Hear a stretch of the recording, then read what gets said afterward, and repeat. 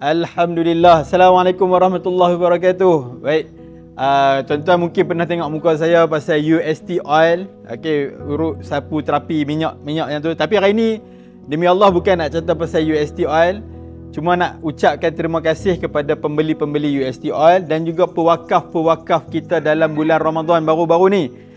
Saya mai tengok balik ke Pondok Rehab Abada di Parit Panjang ni, mai ziarah anak-anak ni dalam bulan Syawal, mai lah tengok depa. Hari tu masa bulan Syawal depa cuti, nak masuk raya depa cuti. Ni lepas tu saya mai ziarah balik depa. Alhamdulillah. Tuan-tuan, sesungguhnya saya bangga dengan pondok dan pengurusan pondok ni. Sebab apa? Sebab depa tak simpan duit kita, tuan-tuan. Depa tak simpan sungguh duit kita. Saya tengok ni dah order dah. Simen dah order kat luar sana, ada bata, ada pasiak, ada besi-besi pun dah sampai dah. Ini semua maksud dia apa? Maksud dia sumbangan kita, sumbangan tuan-tuan, sumbangan saya dan tuan-tuan untuk pondok ni, untuk kita buat dewan makan, untuk depa buat kelas, buat dewan makan dan kelas kan.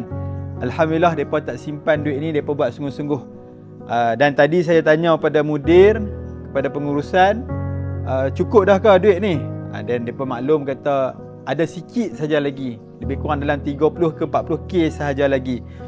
Jadi saya nak menyerulah pada diri saya dan juga tuan-tuan, abang kakak di luar sana yang mana ada lebihan harta, nak wakaf, nak sedekah, nak infak, nak duit-duit yang syubhah, duit-duit yang kita dapat daripada sumber syubhah ke dan sebagainya, boleh salurkan di link kat bawah ni kot noh.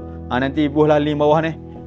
Jadi kita sama-sama bantu pondok ni, insya-Allah. Saya seronok tengok depa ni, anak-anak yang berdikari, anak-anak yang Allahu Akbar. Ustaz tengok hari-hari makin matang, makin pandai. Lah mula ni dah lagi mengaji kitab banyak dah. Alhamdulillah noh. Boleh baca Quran ke? Boleh dah, alhamdulillah. Insya-Allah. Tuan-tuan, ni simen beli dah, bata depa beli dah, pasiak pun beli dah, depa dah nak mulakan operasi. Yang tu yang kita nak, tak simpan duit kita. Kadang-kadang simpan banyak-banyak duit kita infak dah, tak belanja buat apa.